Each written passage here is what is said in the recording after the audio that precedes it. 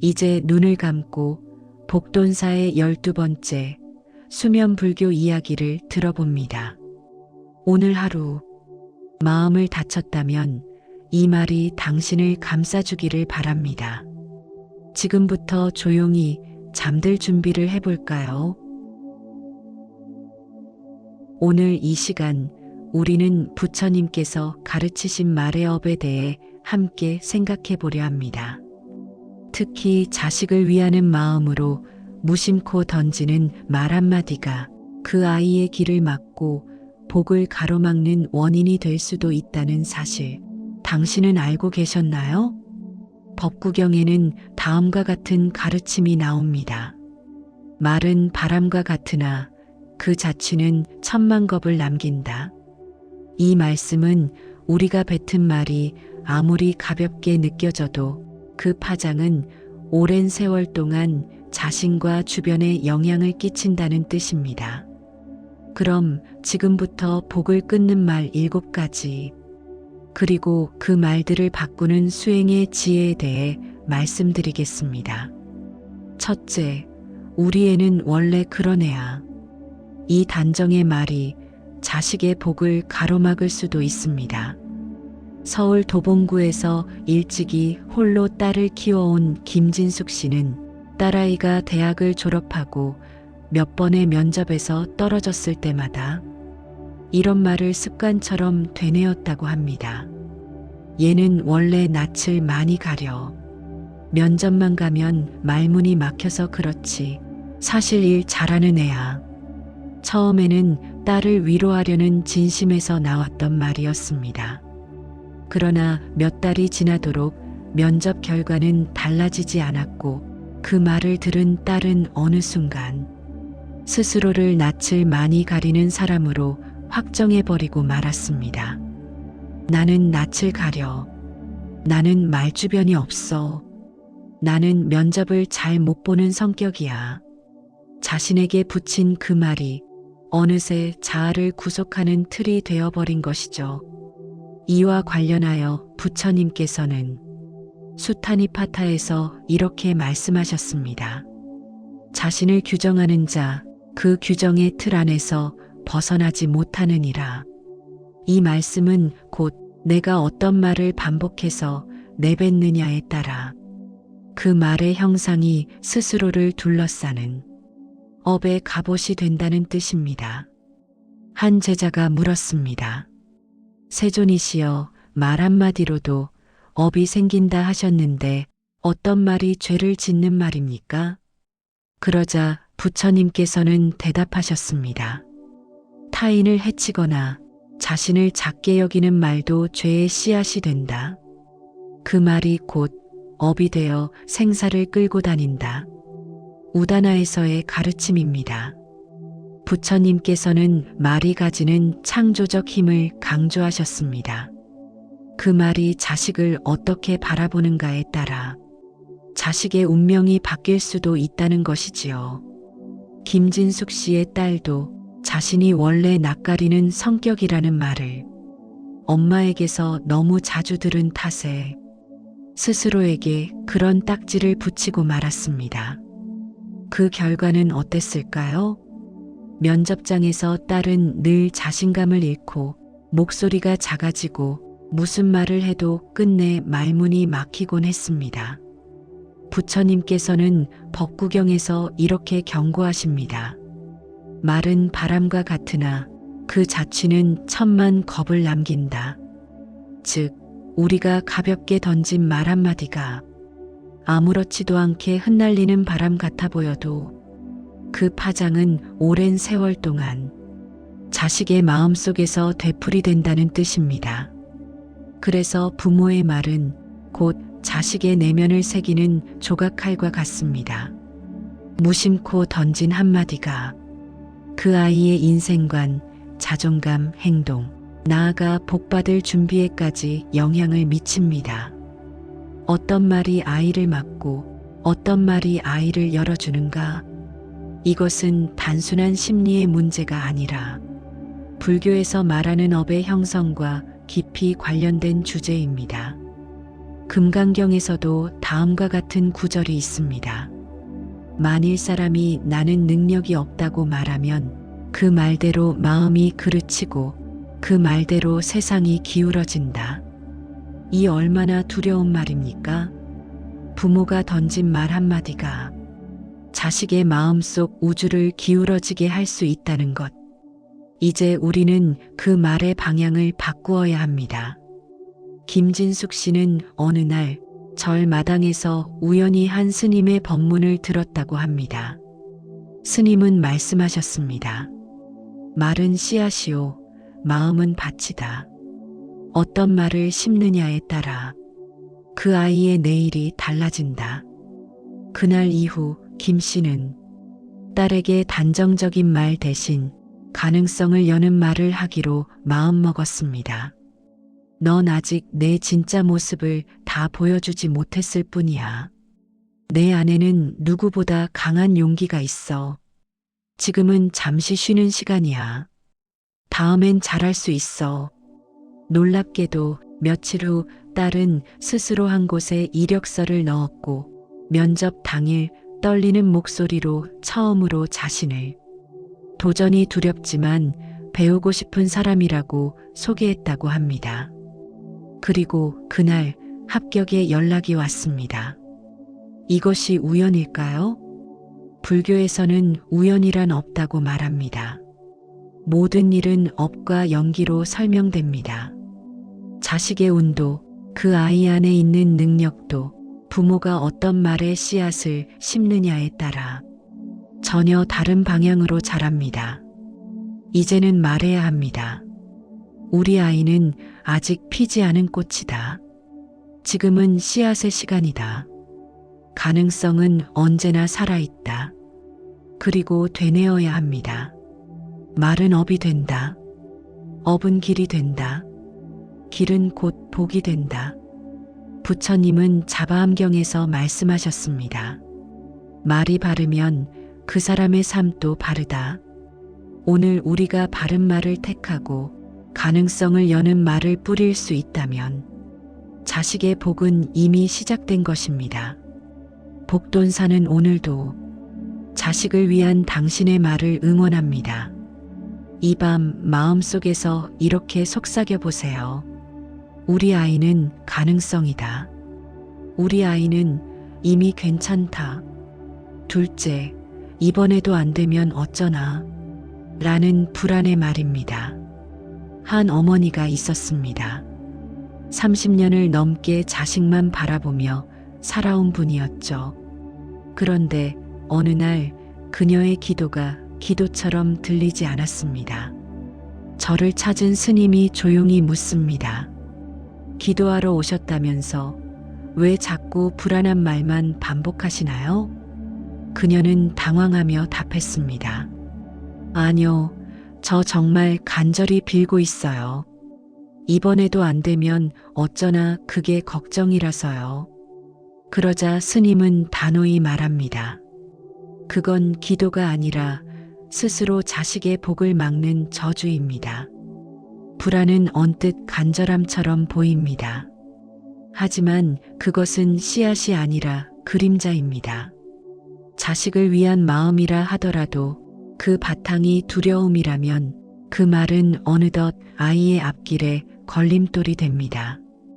부처님께서는 안구따라니까야에서 이렇게 말씀하셨습니다. 두려움에서 비롯된 행위는 복이 되지 못한다. 이 말씀은 곧 우리가 마음속 불안으로 말한 기도는 되려 복을 짓는 것이 아니라 어두운 업의 씨앗이 될 수 있다는 경고입니다. 그 마음의 진동은 우리 자신뿐 아니라 자식에게도 그대로 전달됩니다. 대전 서구에서 오래된 전통시장 안식당을 운영하는 50대 어머니 박영선 씨의 이야기를 들어볼까요? 박 씨는 두 아들의 고등학교 입시, 군 입대, 취업시험까지 매 순간마다 불안한 예측을 먼저 내뱉곤 했습니다. 큰애는 이번에도 면접 떨어질 것 같아. 둘째는 원래 시험운이 없어서 기대도 안 해. 그녀는 그것을 현실적인 엄마의 감각이라 여겼지만 막상 아이들은 그 말을 들을 때마다 자신감을 잃고 자기 한계를 받아들이기 시작했습니다. 엄마 말이 항상 맞았어요. 그래서 저도 그냥 포기했어요. 큰아들의 말에 박 씨는 깊은 충격을 받았습니다. 내가 기도한다고 했지만 그 말들은 결국 아이에게 포기의 주문을 걸고 있었구나. 그녀는 그날 이후 스스로의 말부터 바꾸기로 결심합니다. 말은 곧 업이 되고 업은 곧 운명이 된다. 이는 법구경에 나오는 또 하나의 귀중한 가르침입니다.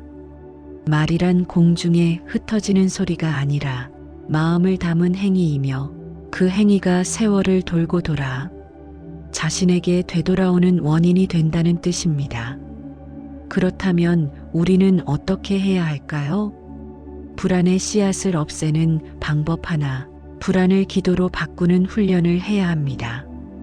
박 씨는 매일 저녁 기도 말미에 다음의 세 문장을 반복했습니다. 이미 우리 아이는 편안합니다. 이미 우리 아이는 잘 살고 있습니다. 이미 우리 아이는 아무 문제 없습니다. 이 말들은 현실을 부정하는 희망 고문이 아닙니다. 자식에 대한 신뢰를 선택하는 언어이자 부처님께 올리는 지혜의 염송입니다. 수타니파타에는 다음과 같은 구절이 나옵니다. 말이 곧 마음을 이끌고 마음이 곧 행위를 이끈다. 기도는 입으로만 하는 것이 아닙니다. 입에서 마음으로, 마음에서 삶으로 번지는 것이 진정한 기도이자 수행입니다. 불안의 씨앗을 없애는 방법 둘, 말에 담긴 감정을 끊임없이 점검해야 합니다. 이번에도 안 되면 어쩌나라는 말은 실은 자식보다 자신의 불안이 먼저 앞서는 경우가 많습니다. 내가 쏟아부은 시간과 돈이 허사가 될까봐, 주변 엄마들과 비교당할까봐, 노후가 흔들릴까봐, 그 두려움이 진심을 가리고 자식의 가능성을 흐리게 합니다. 불교에서는 이런 마음 상태를 업장심이라 부릅니다. 과거의 습관과 집착이 만들어낸 어둡고 끈적한 감정들이 순간의 말로, 행동으로, 기도로 나타나는 것이죠. 불안의 씨앗을 없애는 방법 셋, 자식을 믿는 말 습관으로 마음을 정화해야 합니다. 박 씨는 이렇게 고백했습니다. 매일 그 말들을 바꿔 말했더니 어느 순간 아이의 표정이 달라졌고 무기력했던 자세가 달라졌어요. 합격 여부보다 아이의 내면이 먼저 변했어요. 그리고 반년이 지난 어느 날 큰아들이 기업 인턴에 최종 합격했다는 소식을 들었습니다. 그 순간 박 씨는 울음을 터뜨리며 이렇게 말했답니다. 기도는 결국 나를 바꾸는 일이었어요. 우다나에서는 말합니다. 자신의 말을 지키는 자는 복의 문 앞에 머문다. 우리가 지금 이 순간 내뱉는 말이 자식의 운명을 여는 열쇠가 될 수도 닫는 자물쇠가 될 수도 있습니다. 이제는 이렇게 되뇌어 보세요. 이미 우리 아이는 괜찮습니다. 이미 우리 아이는 잘 가고 있습니다. 이미 나는 아이를 믿기로 했습니다. 그 말이 곧 복의 문을 여는 첫 번째 열쇠가 될 것입니다. 셋째, 다 너 잘 되라고 하는 말이야. 이 말 속에는 정말 자식을 위하는 마음만 담겨 있을까요? 공무원 시험 말고 내가 뭘 하겠니? 그건 아니지. 이건 다 너 잘 되라고 하는 말이야. 이 말은 한 어머니가 아들에게 한 말입니다. 부산의 한 아파트 단지에서 30년 넘게 교직에 몸담았던 이정혜 씨. 그녀는 남편 없이 홀로 외동아들을 키웠고 늘 아들이 안정적인 삶을 살길 바랐습니다. 그래서 아들이 그림을 좋아한다고 했을 때 단호하게 말했죠. 그런 건 취미로 해. 공무원 돼야 결혼도 하고 먹고 살 수 있어. 그리고 이렇게 덧붙였습니다. 엄마가 왜 이러는 줄 아니? 다 너 잘 되라고 하는 말이야. 하지만 시간이 흐르자 아들은 점점 입을 닫았습니다. 대화는 단답형으로 바뀌었고 하루 종일 방 안에서 나오지 않는 날이 늘어났습니다. 결국 준비하던 시험도 포기하고 말았습니다. 이정혜 씨는 어리둥절했습니다. 나는 아이를 위해 말했을 뿐인데 왜 아이는 내 마음을 모르는 걸까? 그때 절에 다니는 이웃 아주머니의 권유로 처음으로 법회에 참석하게 되었습니다. 그 자리에서 들은 스님의 한마디가 그녀의 마음을 찔렀습니다. 자비라는 이름으로 지배하려 하지 말라. 자비가 욕심으로 바뀌는 순간 그 말은 사랑이 아니라 통제가 됩니다. 이정혜 씨는 돌아오는 길에 자신이 했던 말들을 곱씹었습니다. 정말 내가 아이 잘 되라고 한 말이었을까? 아니면 내가 원하는 길로 아이를 끌어가고 싶었던 건 아닐까? 불교에서는 이처럼 말에 속듯 말의 근원까지 살펴보라고 가르칩니다. 법구경에서는 이렇게 말씀하십니다. 입으로 뱉은 말보다 그 마음속의 뜻이 먼저다. 겉으로 아무리 좋은 말을 해도 그 안에 조급함이나 불안 혹은 집착이 섞여 있다면 그 말은 듣는 이의 가슴에 닿지 않습니다. 한 제자가 부처님께 물었습니다. 부처님, 저는 부모님께 효도하고 싶습니다. 그래서 아버지의 뜻대로 살고자 하는데 마음이 너무 괴롭습니다. 부처님께서는 조용히 대답하셨습니다. 효란, 부모의 뜻을 따라 사는 것이 아니라 부모의 마음을 편안하게 하는 것이다.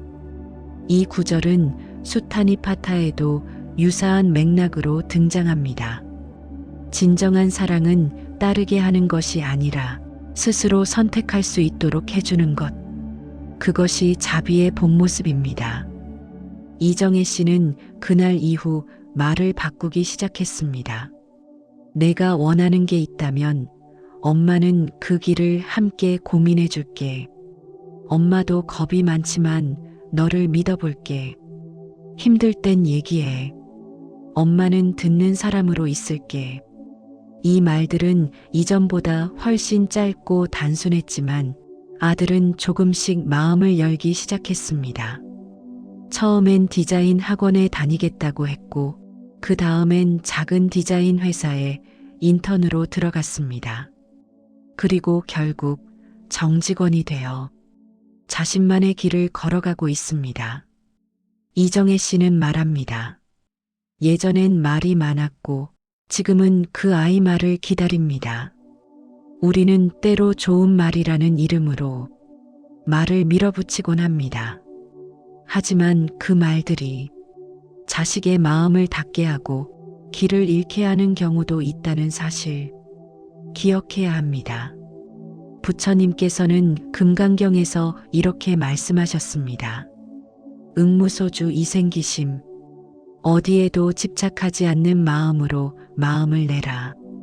내가 옳다는 생각에 집착하지 않고 내가 걱정하는 방식에 갇히지 않고 자식을 향한 그 사랑이 비로소 따뜻한 빛이 되도록 하기 위해선 말을 내려놓는 연습이 필요합니다.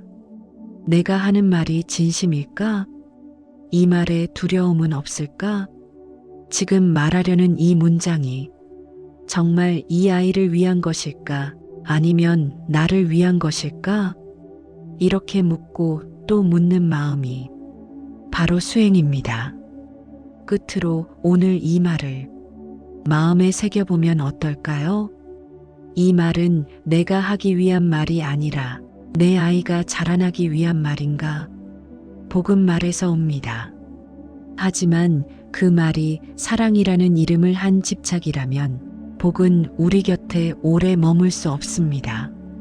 복돈사는 오늘도 당신의 사랑이 말이 되어 자식에게 따뜻하게 전해지기를 응원합니다. 오늘 밤 이렇게 마음속에서 되뇌어 보세요. 말은 사랑의 빛이 되기도 하고 어둠이 되기도 합니다. 나는 오늘 따뜻한 말을 하겠습니다. 넷째, 우리 집안은 원래 이런 운명이야. 라는 체념의 말입니다. 한 어머니가 있었습니다.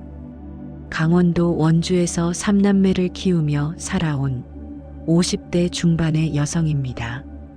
그녀는 결코 나태하거나 책임을 피한 사람이 아니었습니다. 남편 대신 생계를 책임졌고 시부모의 병간호까지 온전히 감당했습니다. 하지만 정작 자식들 앞에서는 늘 같은 말을 반복하곤 했습니다.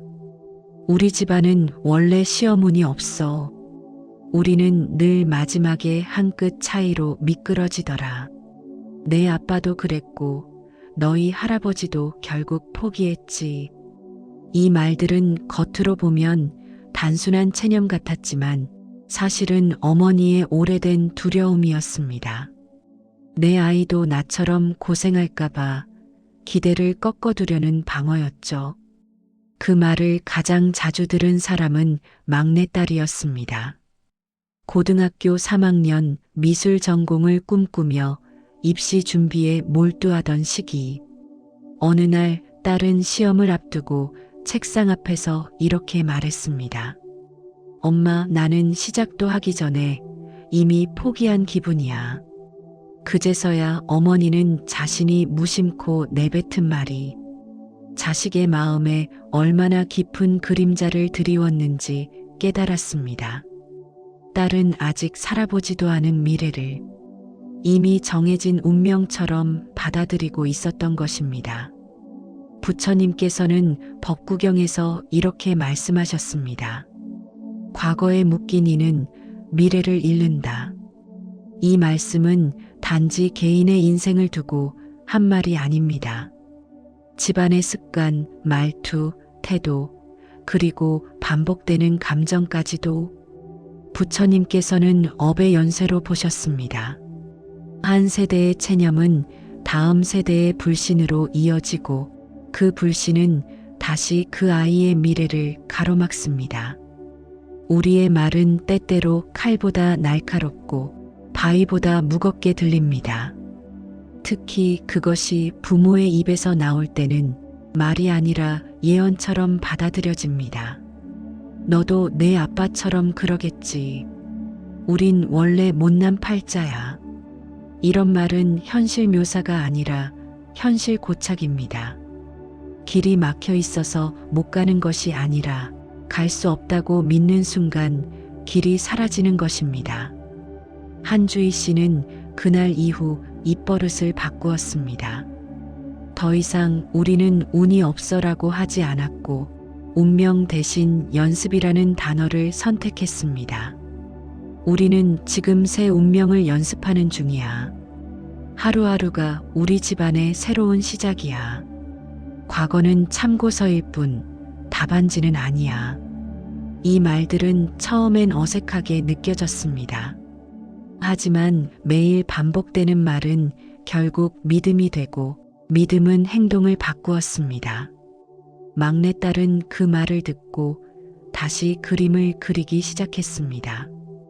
입시가 두렵다며 포기하려 했던 딸은 지금은 서울의 한 디자인 대학에 다니고 있습니다. 작은 브랜드 인턴십에도 합격했고 내 길은 내가 그려갈 수 있어 라고 말할 줄 알게 되었습니다. 한 씨는 말합니다.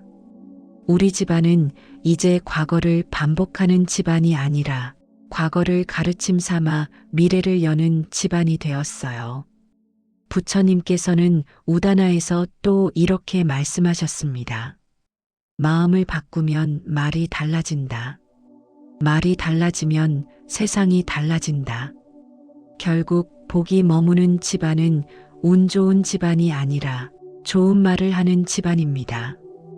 그리고 그 말은 늘 지금 이 순간부터 새로 쓸 수 있습니다. 우리 집안은 원래 이런 운명이야. 그 말 대신 이렇게 말해보세요. 우리는 지금 새 운명을 연습하고 있어. 우리 아이는 내가 몰랐던 가능성을 지닌 존재야. 이 집안의 흐름은 오늘 내가 바꾸는 거야. 그 한마디에서 새로운 업의 씨앗이 자랍니다. 말의 힘은 상상보다 큽니다. 그 힘을 지금부터는 축복에 쓰시길 바랍니다. 5째, 잘 되면 좋고 안 되면 네 탓이다. 라는 거리두기의 말입니다. 한 수행자가 있었습니다. 그는 언제나 말끝에 이렇게 덧붙이곤 했습니다. 나는 할 만큼 했고 이제 결과는 네 몫이야. 그는 자식에게 자유를 주었다고 생각했지만 정작 자식은 그 말에서 깊은 외로움을 느꼈습니다. 어느 날 부처님께서 묻습니다. 그대는 자식의 등에 무엇을 지우려 하는가? 그 수행자는 대답하지 못했습니다. 서울 은평구에서 2 자녀를 둔 정미화 씨 역시 비슷한 후회를 안고 살아가던 사람이었습니다. 정 씨는 늘 책임을 분리하는 태도를 가져왔습니다. 엄마는 해줄 만큼 해줬다. 이제부터는 네가 알아서 해. 처음에는 공평하고 이성적인 말처럼 들렸습니다. 하지만 아들이 연이은 낙방 끝에 지쳐있던 어느 날 그 말은 칼처럼 깊은 상처가 되어 돌아왔습니다. 엄마가 다 해줬는데 이제 네가 잘못한 거잖아. 그 말을 들은 순간 아들은 더 이상 입을 열지 않았습니다. 밥을 먹으면서도 문을 열고 닫을 때도 그의 눈빛은 점점 어두워져 갔습니다. 정미화 씨는 뒤늦게 알게 됩니다. 자신의 말이 공정한 책임 분배가 아니라 사랑의 단절로 들렸다는 사실을요. 자바암경에는 이렇게 나옵니다. 가장 깊은 인연은 함께 짊어짐에 있다. 함께 짊어진다는 건 책임을 나눈다는 것이 아닙니다. 그 고통을 함께 품고 그 실패를 함께 껴안는다는 의미입니다.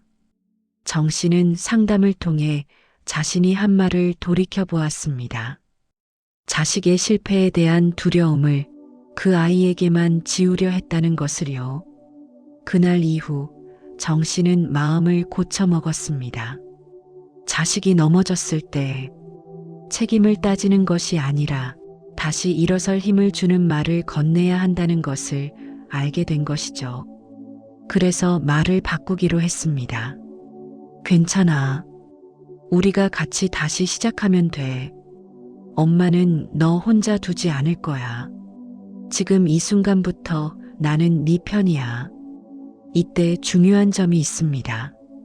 같이 짊어지자는 말은 자칫하면 자식의 책임감을 약하게 만들 수 있습니다. 그래서 정 씨는 엄마는 곁에 있을게라는 조용한 지지의 태도로 바꾸었습니다. 실제로 그 말은 아들의 마음을 열었습니다. 엄마가 내 편이라는 걸 느꼈어요. 아들은 그렇게 말하며 다시 도전했고 몇 달 뒤 작은 출판사에 취직하게 되었습니다. 자바암경에서는 이렇게 가르칩니다. 가장 깊은 인연은 서로가 책임을 나눌 수 있다고 느끼는 것이다. 이 말은 누가 대신해 주는 게 아니라 옆에서 응원해주는 태도를 말합니다. 책임은 자식의 몫이지만 그 책임을 외롭게 느끼지 않도록 부모가 정서적으로 함께 있어주는 것. 그것이 불교에서 말하는 인연의 힘입니다. 또 금강경에서는 응무소주의 생기심이라는 말이 나옵니다. 한자로 쓰면 복잡해 보일 수 있지만 그 뜻은 이렇습니다. 마음이 어느 것에도 얽매이지 않아야 바른 마음이 일어난다는 뜻입니다. 결과에 집착하지 않고 자식에게 책임을 강요하지 않고 그러면서도 진심을 담아 지지해주는 말. 그것이 자식을 살리는 말입니다. 자식이 잘 되기를 바란다면 부모는 한 걸음 물러나서 그 아이가 제 힘으로 일어설 수 있게 조용히 등을 받쳐주는 사람이 되어야 합니다. 내가 잘 되면 좋고 안 되면 너 책임이야. 이 말은 책임을 분명히 하는 것 같지만 실은 자식에게 아무런 위안도 힘도 되지 못합니다. 오히려 실패했을 때 더 큰 상처로 돌아오게 되죠. 그래서 다음과 같은 말을 건네보세요. 내가 최선을 다한 것만으로도 대견하다. 결과가 어찌 되든 너를 믿는다. 엄마는 항상 내 편이야. 이 말들이 바로 자식의 복을 여는 열쇠가 됩니다. 반야심경에서도 관세음보살께서는 이렇게 말씀하십니다. 마음에 걸림이 없으면 두려움도 사라진다. 두려움을 줄이는 말이 곧 복을 부르는 말입니다. 지금 이 순간부터 우리의 말 한마디를 돌아보아야 합니다. 우리는 자식을 위한다고 말하지만 실제로는 스스로의 불안을 떠넘기고 있지는 않은지, 지켜보는 태도라는 이름으로 방관하고 있지는 않은지, 자식의 미래에 대해 우리가 해야 할 말은 불안이 아니라 확신입니다. 의심이 아니라 응원입니다. 말은 업이 되고 그 업은 곧 인연을 만들고 그 인연이 운명을 열어줍니다. 여섯째, 내가 너만 바라보고 살았어. 라는 헌신의 말입니다. 한 제자가 있었습니다. 부처님 곁에서 수행하던 그는 어느 날 고요한 숲속에서 눈물을 흘리고 있었습니다. 스승님, 저는 제 모든 것을 아들 하나에게 바쳤습니다. 그런데 그 아이가 제 말을 듣지 않습니다. 부처님께서는 제자의 손을 가만히 잡고 조용히 말씀하셨습니다. 그대의 삶을 걸었기에 아이는 더욱 무거워졌을지도 모르네. 서울 강북에서 미용실을 운영하는 최윤자 씨도 비슷한 마음을 지닌 어머니였습니다. 20대 초반에 남편과 사별하고 그녀는 홀로 딸 하나를 키웠습니다. 아침 6시에 문을 열고 밤 9시에 불을 끄는 날들이 이어졌습니다. 비가 와도 눈이 와도 가게는 열려 있었고 어느 순간 그녀의 모든 시간과 마음은 딸이라는 이름 아래 묶여버렸습니다. 그 딸이 25이 되었을 때 어느 날 이런 말을 했습니다. 엄마, 나도 숨 좀 쉬고 싶어. 엄마 인생을 다 나한테 걸지 마. 그 말을 들은 최 씨는 처음엔 화가 났습니다. 내가 어떻게 너를 키웠는데 그 말이 나오니? 하지만 몇 날을 곱씹은 끝에 딸의 말 안에 담긴 진심을 발견하게 되었습니다. 엄마의 삶까지 내가 책임져야 하는 건 너무 무거워. 부처님께서는 법구경에서 이렇게 말씀하셨습니다. 무거운 짐을 스스로 내려놓을 때 비로소 가벼워진다. 사랑은 짐이 되어서는 안 됩니다. 헌신은 그 자체로 고귀한 일이지만 그 헌신이 자식에게 무거운 책임으로 전달된다면 그 순간부터는 감싸는 힘이 아니라 눌러앉히는 그늘이 됩니다. 부산에서 상담 심리사로 일하던 김은희 씨는 청소년들을 대상으로 상담하던 중 한 여학생의 일기에 이런 문장을 발견했다고 합니다. 엄마는 늘 내게 말해요. 너 하나 바라보고 산다고. 그 말이 너무 무거워서 가끔 사라지고 싶어져요. 우리는 사랑을 전하고 싶었을 뿐인데 그 사랑이 때로는 자식의 목을 조르는 밧줄이 되기도 합니다. 부처님께서는 수타니파타에서 이렇게 말씀하셨습니다. 사랑하되 놓아줄 줄 알아야 한다. 진심을 가진 사람일수록 말을 점검해야 합니다. 너 하나만 보고 살았다는 말은 내 모든 기대를 내 인생에 걸었다는 뜻과 다르지 않습니다. 이 말은 자식에게 나는 너를 위해 내 인생을 희생했으니 너는 내 희생에 보답해야 한다는 보이지 않는 울타리를 씌우게 됩니다. 그러면 아이는 자기 삶을 살아가지 못하고 부모의 기대라는 굴레 속에서 잘 살아야만 한다는 강박을 갖게 됩니다.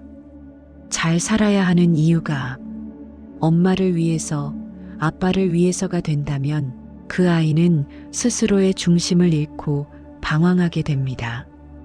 어느 날 앞서 이야기한 최윤자 씨는 기도 중 이런 다짐을 하게 되었다고 합니다. 나는 내 인생을 먼저 따뜻하게 바라보겠습니다.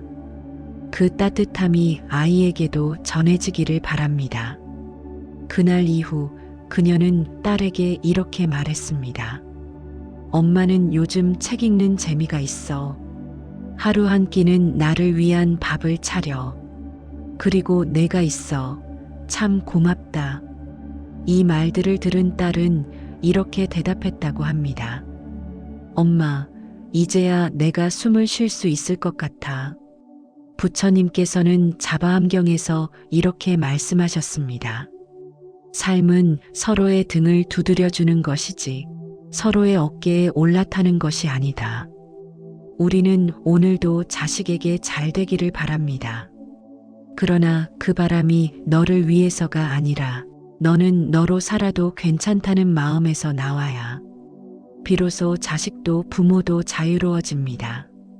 어떤 분들은 이렇게 말합니다. 그래도 자식 때문에 산 건 사실인데 그걸 말도 못하나요? 그럴 수 있습니다. 그러나 그 말의 방식은 바꿀 수 있습니다. 너 하나만 바라보고 살았어. 대신 너 덕분에 많이 웃었다. 너와 함께 살아온 날들이 참 소중했다. 이렇게 말해보면 어떨까요? 진심은 여전하지만 그 무게는 훨씬 가벼워질 것입니다.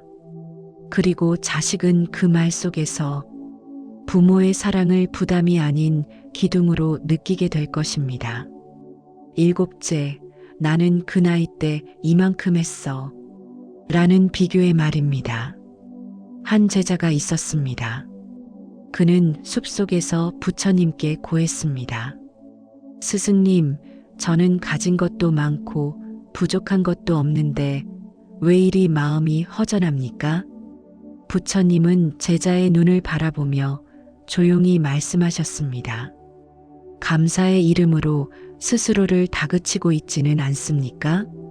이 말은 곧 감사가 참회나 평온이 아니라 책망과 비교의 도구로 쓰일 때 그 마음엔 고요함이 깃들지 않는다는 뜻입니다. 경기도 파주에서 교직 생활을 하던 이혜선 씨는 딸과의 갈등이 깊어지던 어느 날 이렇게 말했습니다. 엄마는 너처럼 공부할 시간도 쉬는 시간도 없었어. 내가 얼마나 편한 환경에서 컸는지 알아? 그 말을 들은 딸은 고개를 떨구었습니다. 그리고 며칠 뒤 학교 상담교사에게 이렇게 털어놓았다고 합니다. 나는 항상 죄책감 속에서 살아요. 즐겁게 지내도 안 되는 것 같고 힘들다고 말해도 넌 감사해야 되라는 말만 돌아와요. 부처님께서는 우다나에서 이렇게 말씀하셨습니다. 남과 비교하지 않는 이에게 진정한 평온이 깃든다.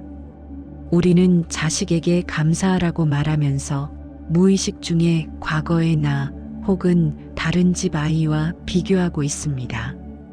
내가 너 또래 땐 새벽부터 일했어. 이런 말은 겉으론 훈계 같지만 속뜻은 나는 이렇게 고생했는데 너는 왜 이러냐는 책망입니다. 부산에서 식당을 운영하던 한 여성 신도는 수능을 앞둔 아들에게 매일같이 반복했습니다. 엄마는 너처럼 책상에 앉을 시간도 없었어. 감사한 줄 알아. 그러나 아들은 결국 입시를 포기했고 그 이유를 한마디로 정리했습니다. 나는 늘 미안했어요.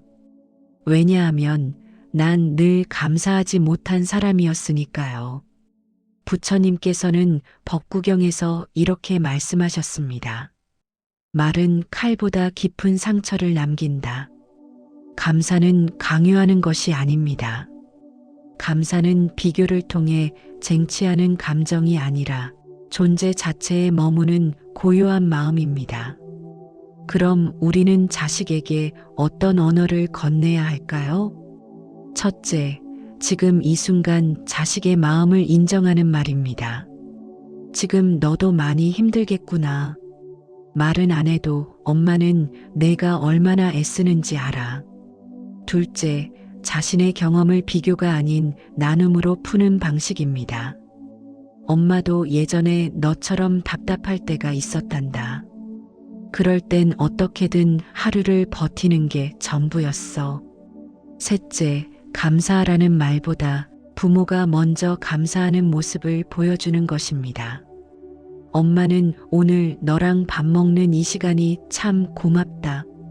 이렇게 건강하게 내 옆에 있어줘서 그게 제일 큰 복이야.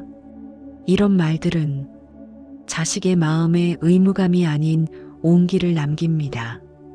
한 여고생은 부모님이 매일 넌 감사해야 해라고 말하는 대신 오늘 하루도 애썼다는 말 한마디를 해줬을 때 처음으로 마음이 따뜻해졌다고 했습니다.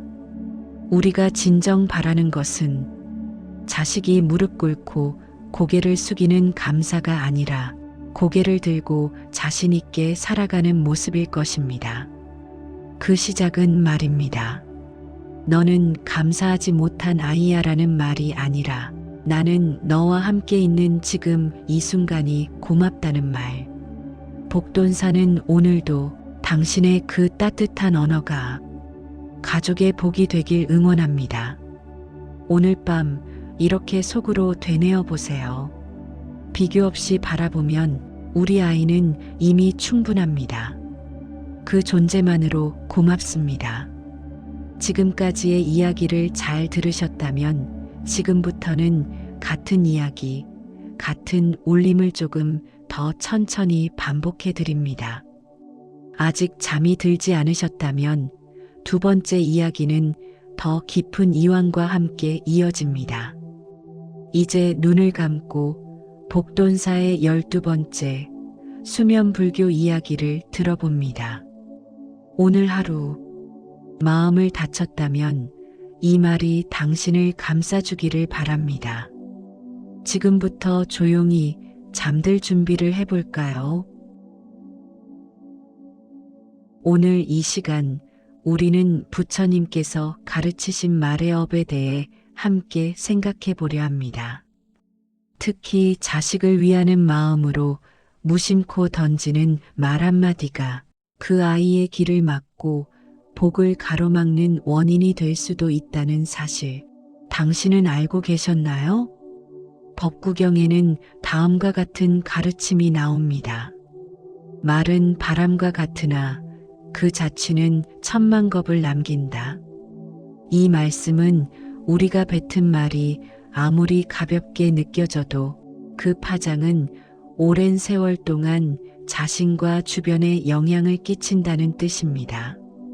그럼 지금부터 복을 끊는 말 7가지, 그리고 그 말들을 바꾸는 수행의 지혜에 대해 말씀드리겠습니다. 첫째, 우리 애는 원래 그런 애야. 이 단정의 말이 자식의 복을 가로막을 수도 있습니다. 서울 도봉구에서 일찍이 홀로 딸을 키워온 김진숙 씨는 딸아이가 대학을 졸업하고 몇 번의 면접에서 떨어졌을 때마다 이런 말을 습관처럼 되뇌었다고 합니다. 얘는 원래 낯을 많이 가려. 면접만 가면 말문이 막혀서 그렇지 사실 일 잘하는 애야. 처음에는 딸을 위로하려는 진심에서 나왔던 말이었습니다. 그러나 몇 달이 지나도록 면접 결과는 달라지지 않았고 그 말을 들은 딸은 어느 순간 스스로를 낯을 많이 가리는 사람으로 확정해버리고 말았습니다. 나는 낯을 가려. 나는 말주변이 없어. 나는 면접을 잘 못 보는 성격이야.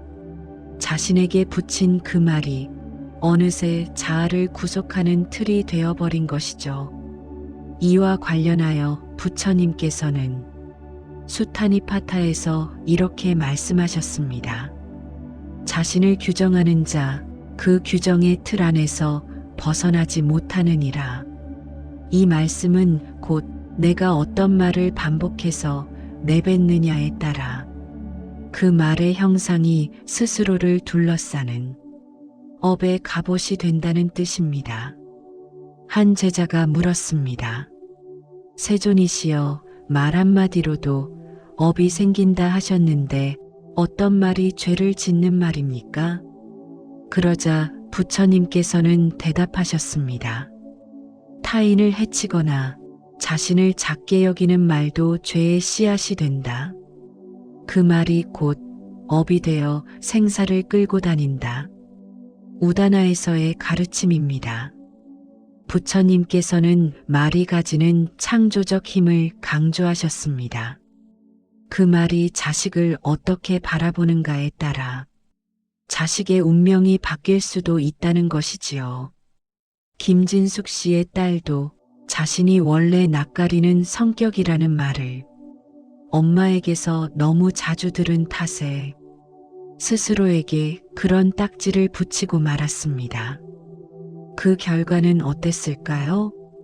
면접장에서 딸은 늘 자신감을 잃고 목소리가 작아지고 무슨 말을 해도 끝내 말문이 막히곤 했습니다.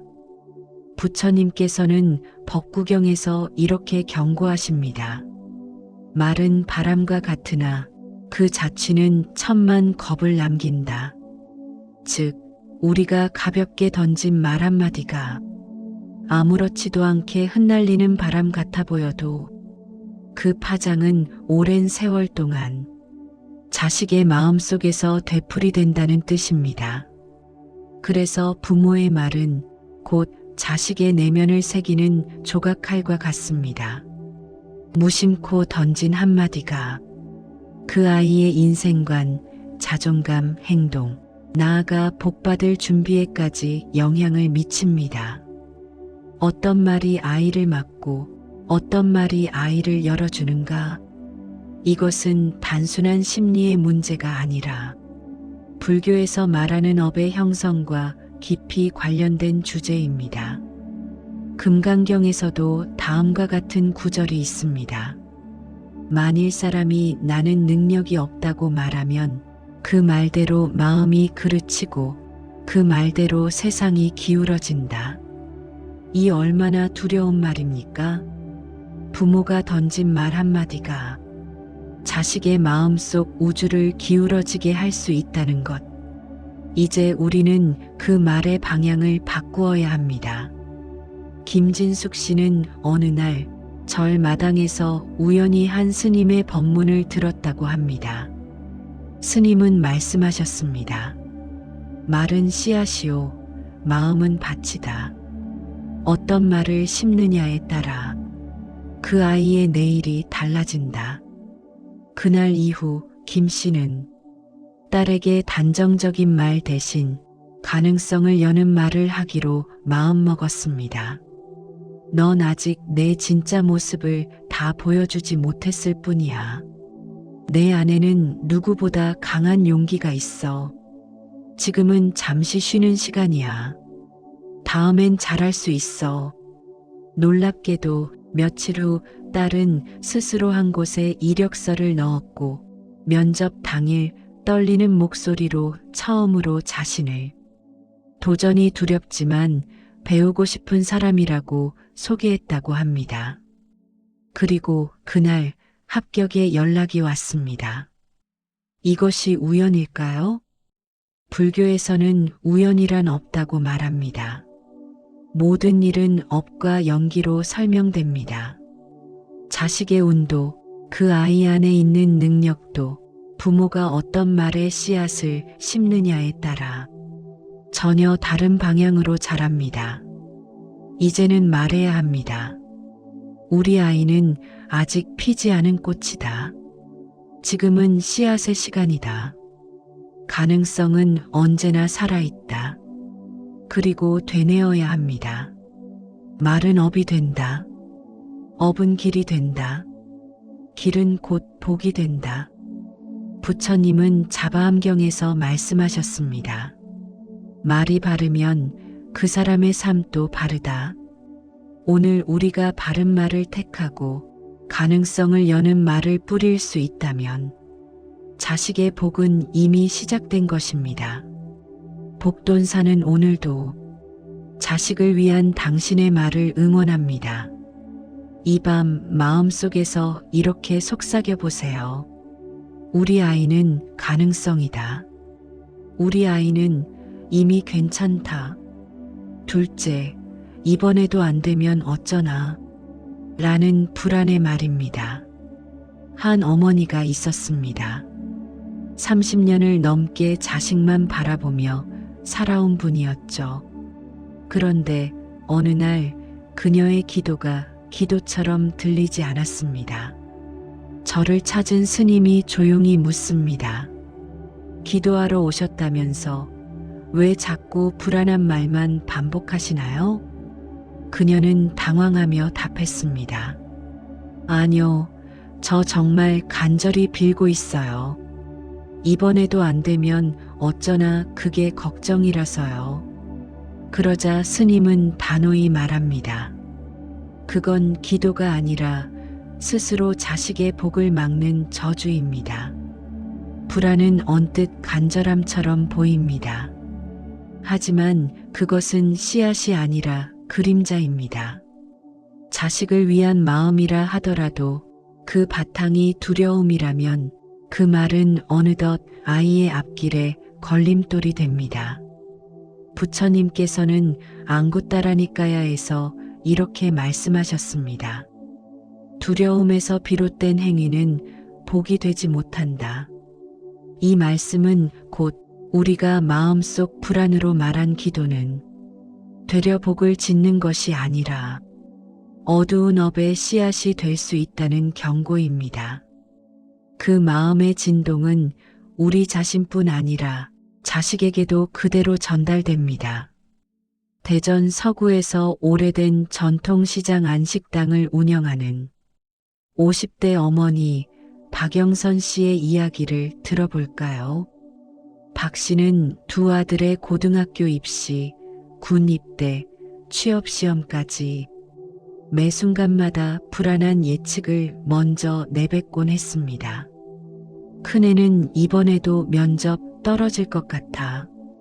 둘째는 원래 시험운이 없어서 기대도 안 해. 그녀는 그것을 현실적인 엄마의 감각이라 여겼지만 막상 아이들은 그 말을 들을 때마다 자신감을 잃고 자기 한계를 받아들이기 시작했습니다. 엄마 말이 항상 맞았어요. 그래서 저도 그냥 포기했어요. 큰아들의 말에 박 씨는 깊은 충격을 받았습니다.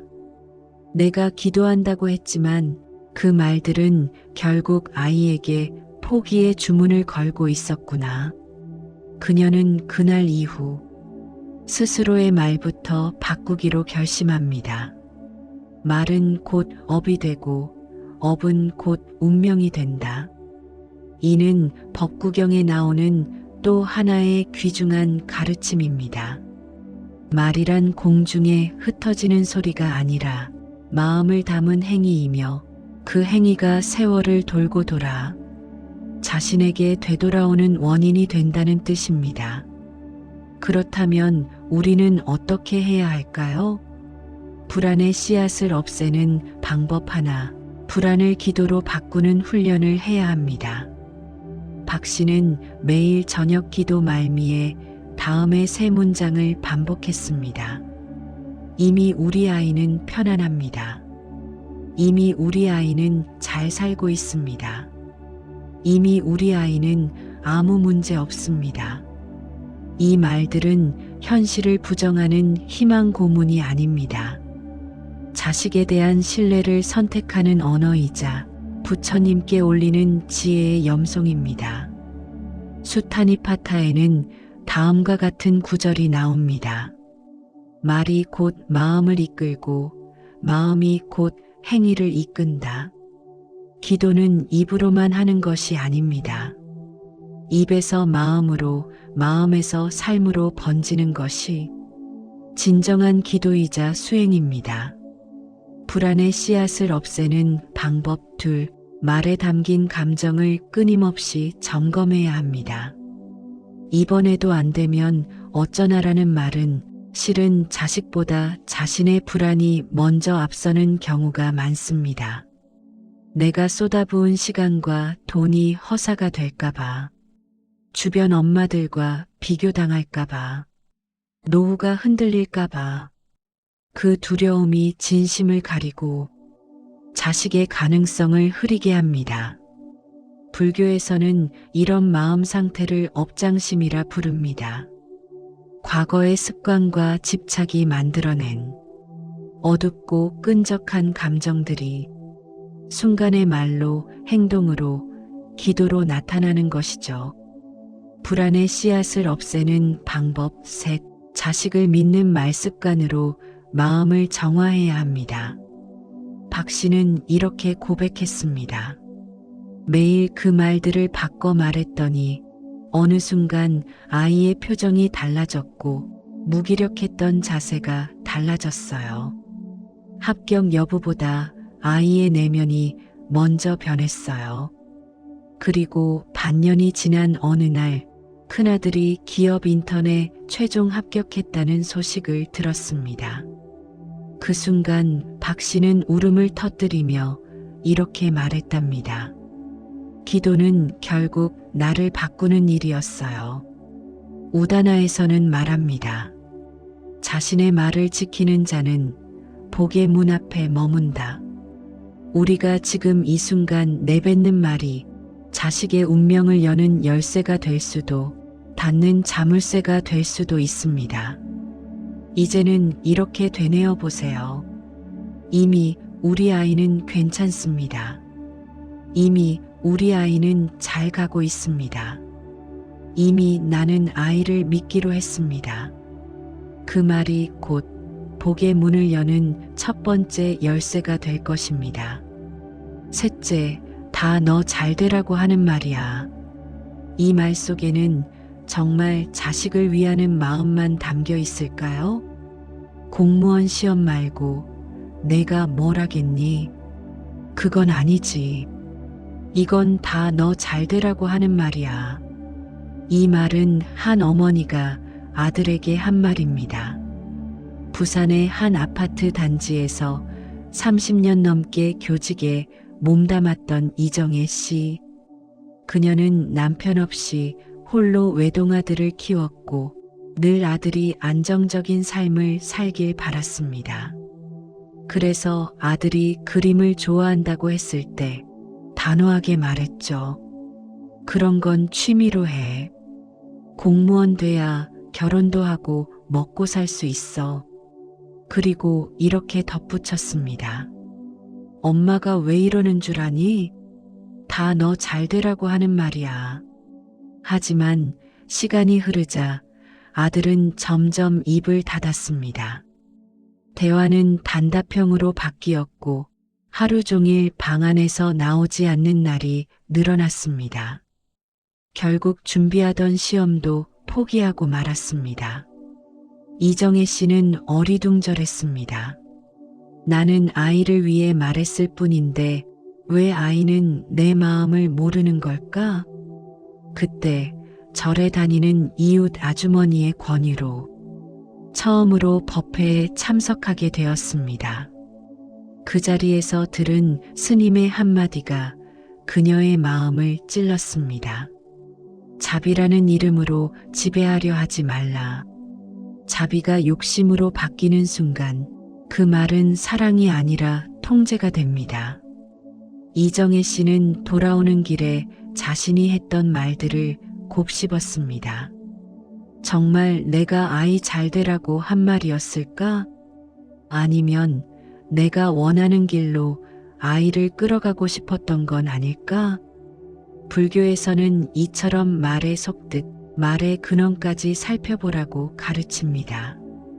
법구경에서는 이렇게 말씀하십니다. 입으로 뱉은 말보다 그 마음속의 뜻이 먼저다.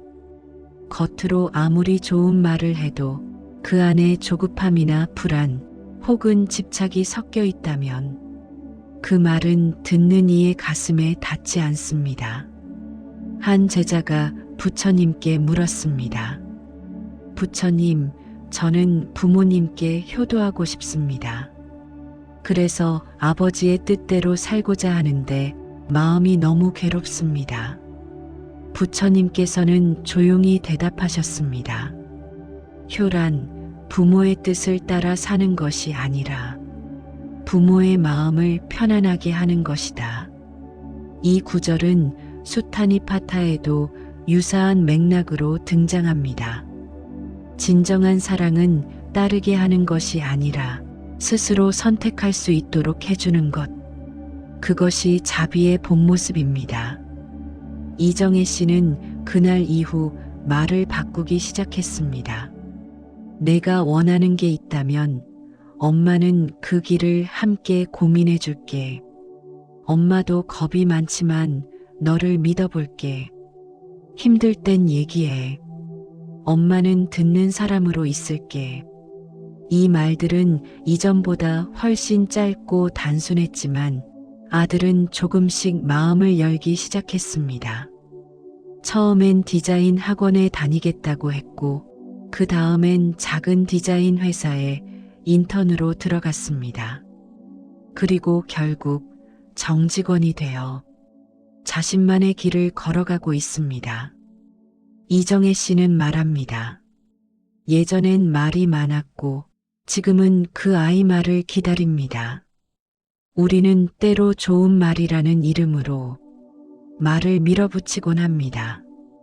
하지만 그 말들이 자식의 마음을 닫게 하고 길을 잃게 하는 경우도 있다는 사실 기억해야 합니다. 부처님께서는 금강경에서 이렇게 말씀하셨습니다. 응무소주 이생기심, 어디에도 집착하지 않는 마음으로 마음을 내라. 내가 옳다는 생각에 집착하지 않고 내가 걱정하는 방식에 갇히지 않고 자식을 향한 그 사랑이 비로소 따뜻한 빛이 되도록 하기 위해선 말을 내려놓는 연습이 필요합니다. 내가 하는 말이 진심일까? 이 말에 두려움은 없을까? 지금 말하려는 이 문장이 정말 이 아이를 위한 것일까? 아니면 나를 위한 것일까? 이렇게 묻고 또 묻는 마음이 바로 수행입니다. 끝으로 오늘 이 말을 마음에 새겨보면 어떨까요? 이 말은 내가 하기 위한 말이 아니라 내 아이가 자라나기 위한 말인가? 복음 말에서 옵니다. 하지만 그 말이 사랑이라는 이름을 한 집착이라면 복은 우리 곁에 오래 머물 수 없습니다. 복돈사는 오늘도 당신의 사랑이 말이 되어 자식에게 따뜻하게 전해지기를 응원합니다. 오늘 밤 이렇게 마음속에서 되뇌어 보세요. 말은 사랑의 빛이 되기도 하고 어둠이 되기도 합니다. 나는 오늘 따뜻한 말을 하겠습니다. 넷째, 우리 집안은 원래 이런 운명이야. 라는 체념의 말입니다. 한 어머니가 있었습니다. 강원도 원주에서 3남매를 키우며 살아온 50대 중반의 여성입니다.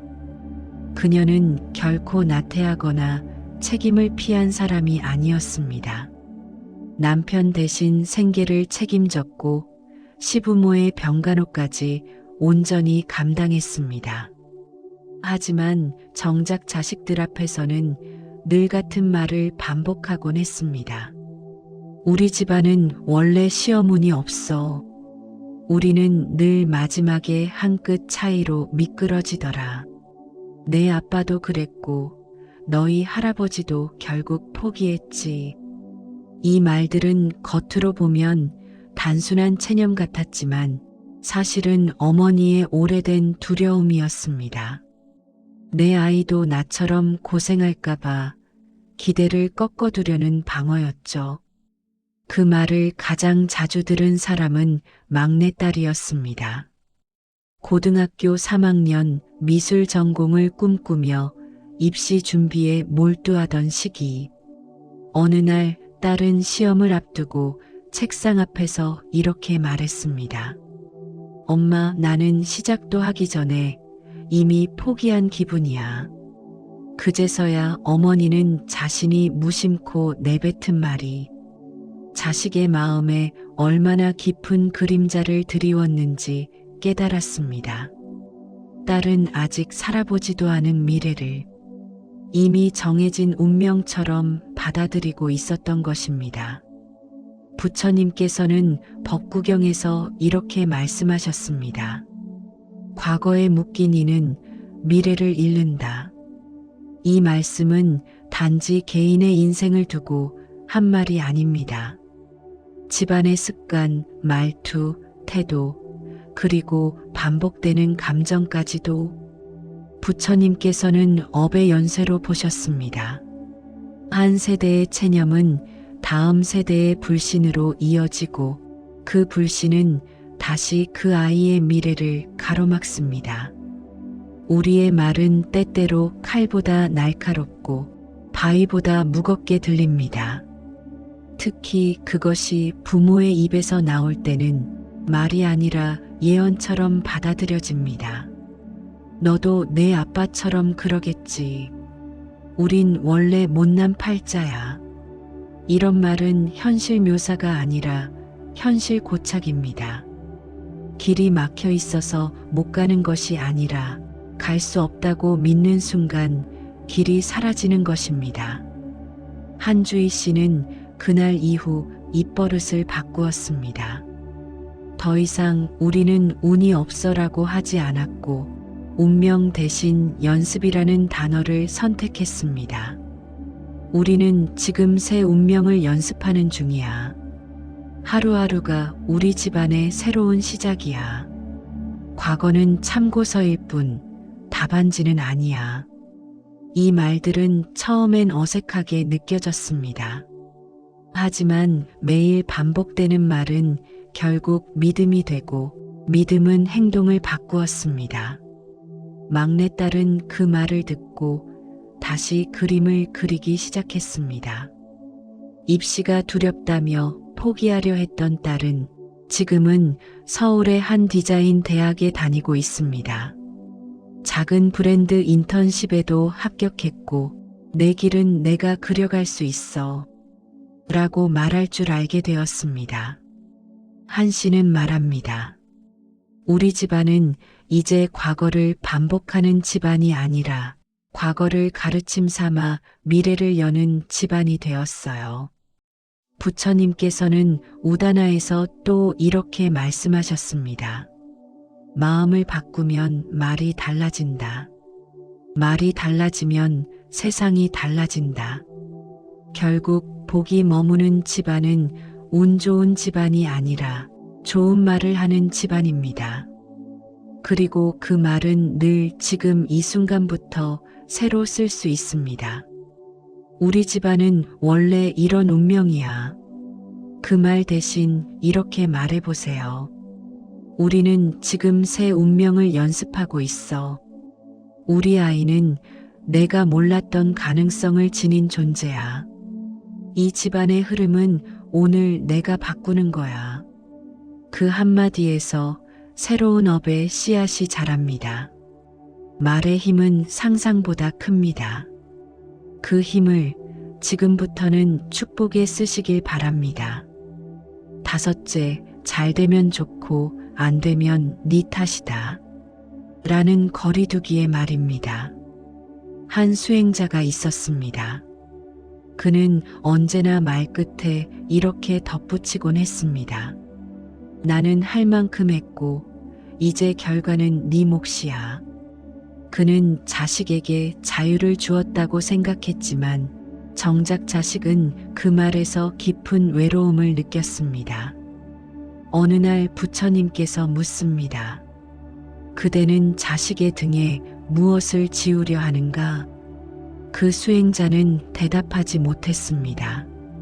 서울 은평구에서 두 자녀를 둔 정미화 씨 역시 비슷한 후회를 안고 살아가던 사람이었습니다. 정 씨는 늘 책임을 분리하는 태도를 가져왔습니다. 엄마는 해줄 만큼 해줬다. 이제부터는 네가 알아서 해. 처음에는 공평하고 이성적인 말처럼 들렸습니다. 하지만 아들이 연이은 낙방 끝에 지쳐있던 어느 날 그 말은 칼처럼 깊은 상처가 되어 돌아왔습니다. 엄마가 다 해줬는데 이제 네가 잘못한 거잖아. 그 말을 들은 순간 아들은 더 이상 입을 열지 않았습니다. 밥을 먹으면서도 문을 열고 닫을 때도 그의 눈빛은 점점 어두워져 갔습니다. 정미화 씨는 뒤늦게 알게 됩니다. 자신의 말이 공정한 책임 분배가 아니라 사랑의 단절로 들렸다는 사실을요. 자바함경에는 이렇게 나옵니다. 가장 깊은 인연은 함께 짊어짐에 있다. 함께 짊어진다는 건 책임을 나눈다는 것이 아닙니다. 그 고통을 함께 품고 그 실패를 함께 껴안는다는 의미입니다. 정 씨는 상담을 통해 자신이 한 말을 돌이켜 보았습니다. 자식의 실패에 대한 두려움을 그 아이에게만 지우려 했다는 것을요. 그날 이후 정 씨는 마음을 고쳐 먹었습니다. 자식이 넘어졌을 때 책임을 따지는 것이 아니라 다시 일어설 힘을 주는 말을 건네야 한다는 것을 알게 된 것이죠. 그래서 말을 바꾸기로 했습니다. 괜찮아. 우리가 같이 다시 시작하면 돼. 엄마는 너 혼자 두지 않을 거야. 지금 이 순간부터 나는 네 편이야. 이때 중요한 점이 있습니다. 같이 짊어지자는 말은 자칫하면 자식의 책임감을 약하게 만들 수 있습니다. 그래서 정 씨는 엄마는 곁에 있을게라는 조용한 지지의 태도로 바꾸었습니다. 실제로 그 말은 아들의 마음을 열었습니다. 엄마가 내 편이라는 걸 느꼈어요. 아들은 그렇게 말하며 다시 도전했고 몇 달 뒤 작은 출판사에 취직하게 되었습니다. 자바함경에서는 이렇게 가르칩니다. 가장 깊은 인연은 서로가 책임을 나눌 수 있다고 느끼는 것이다. 이 말은 누가 대신해 주는 게 아니라 옆에서 응원해 주는 태도를 말합니다. 책임은 자식의 몫이지만 그 책임을 외롭게 느끼지 않도록 부모가 정서적으로 함께 있어주는 것. 그것이 불교에서 말하는 인연의 힘입니다.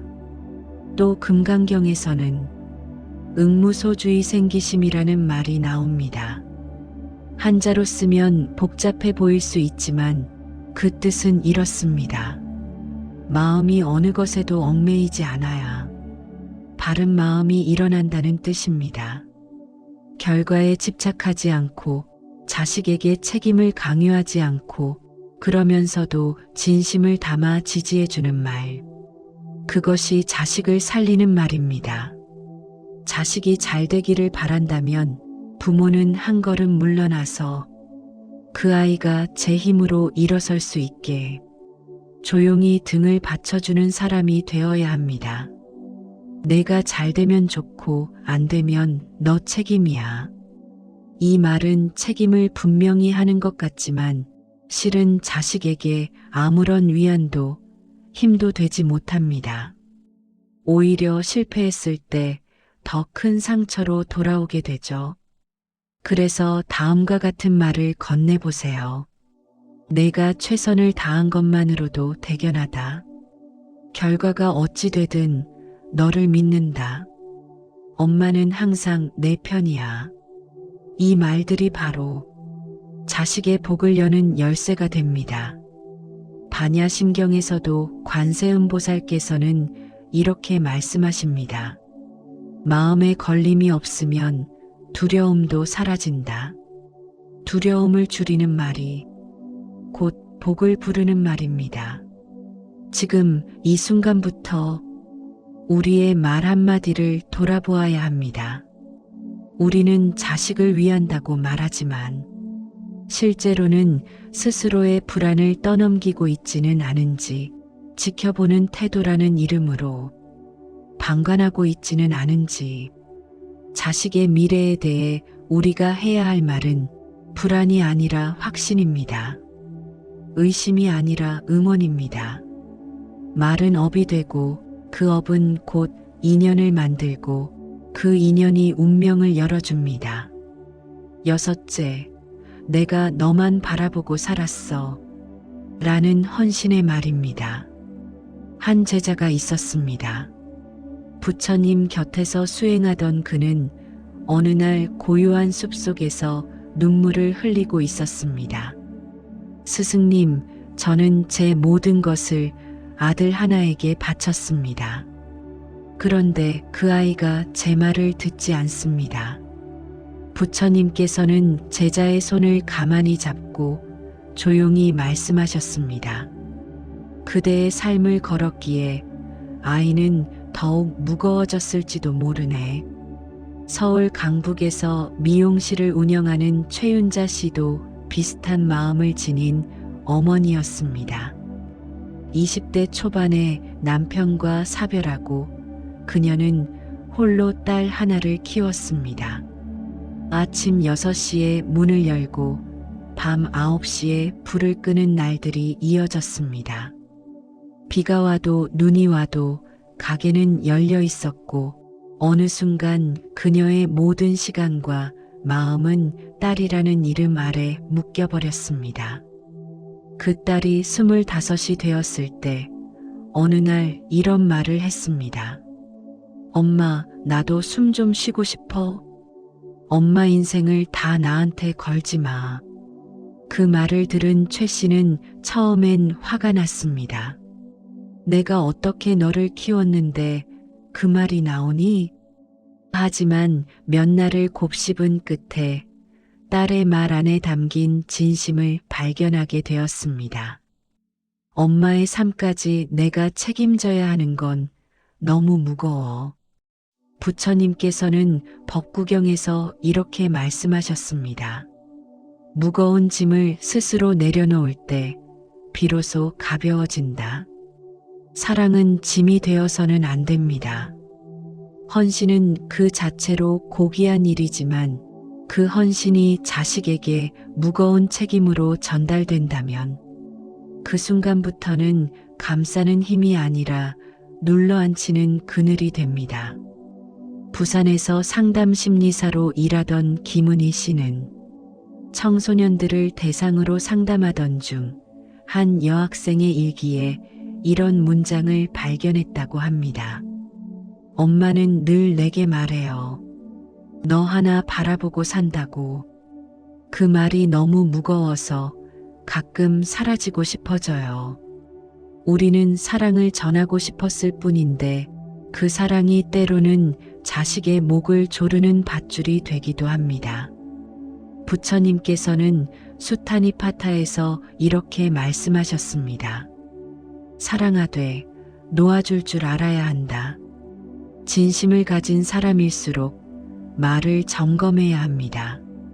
너 하나만 보고 살았다는 말은 내 모든 기대를 내 인생에 걸었다는 뜻과 다르지 않습니다. 이 말은 자식에게 나는 너를 위해 내 인생을 희생했으니 너는 내 희생에 보답해야 한다는 보이지 않는 울타리를 씌우게 됩니다. 그러면 아이는 자기 삶을 살아가지 못하고 부모의 기대라는 굴레 속에서 잘 살아야만 한다는 강박을 갖게 됩니다. 잘 살아야 하는 이유가 엄마를 위해서, 아빠를 위해서가 된다면 그 아이는 스스로의 중심을 잃고 방황하게 됩니다. 어느 날 앞서 이야기한 최윤자 씨는 기도 중 이런 다짐을 하게 되었다고 합니다.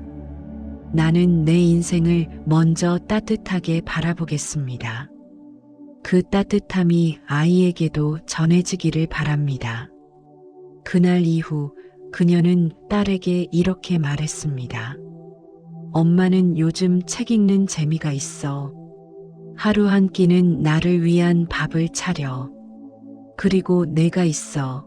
참 고맙다. 이 말들을 들은 딸은 이렇게 대답했다고 합니다.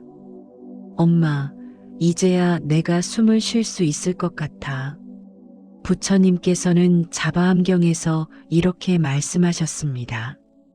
삶은 서로의 등을 두드려주는 것이지 서로의 어깨에 올라타는 것이 아니다. 우리는 오늘도 자식에게 잘 되기를 바랍니다. 그러나 그 바람이 너를 위해서가 아니라 너는 너로 살아도 괜찮다는 마음에서 나와야 비로소 자식도 부모도 자유로워집니다. 어떤 분들은 이렇게 말합니다. 그래도 자식 때문에 산 건 사실인데 그걸 말도 못하나요? 그럴 수 있습니다. 그러나 그 말의 방식은 바꿀 수 있습니다. 너 하나만 바라보고 살았어. 대신 너 덕분에 많이 웃었다. 너와 함께 살아온 날들이 참 소중했다. 이렇게 말해보면 어떨까요? 진심은 여전하지만 그 무게는 훨씬 가벼워질 것입니다. 그리고 자식은 그 말 속에서 부모의 사랑을 부담이 아닌 기둥으로 느끼게 될 것입니다. 7째, 나는 그 나이 때 이만큼 했어. 라는 비교의 말입니다. 한 제자가 있었습니다. 그는 숲속에서 부처님께 고했습니다. 스승님, 저는 가진 것도 많고 부족한 것도 없는데 왜 이리 마음이 허전합니까? 부처님은 제자의 눈을 바라보며 조용히 말씀하셨습니다. 감사의 이름으로 스스로를 다그치고 있지는 않습니까?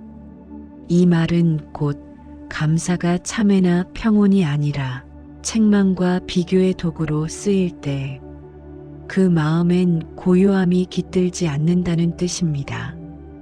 경기도 파주에서 교직 생활을 하던 이혜선 씨는 딸과의 갈등이 깊어지던 어느 날 이렇게 말했습니다.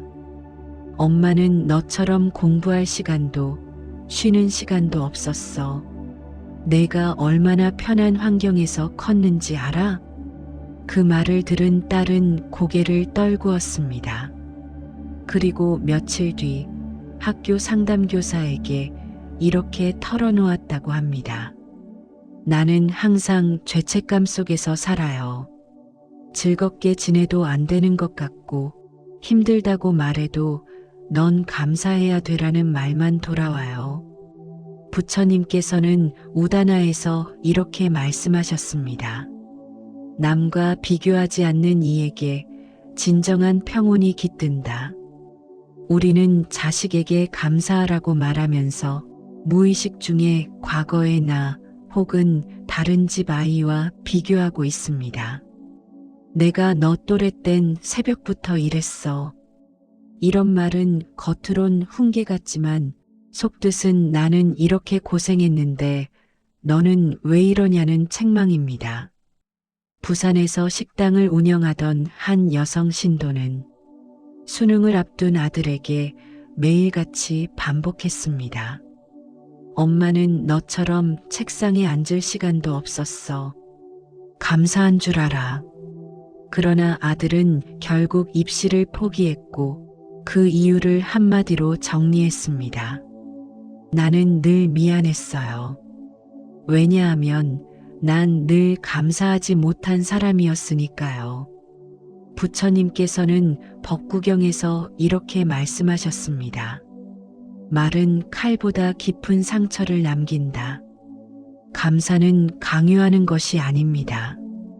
감사는 비교를 통해 쟁취하는 감정이 아니라 존재 자체에 머무는 고요한 마음입니다.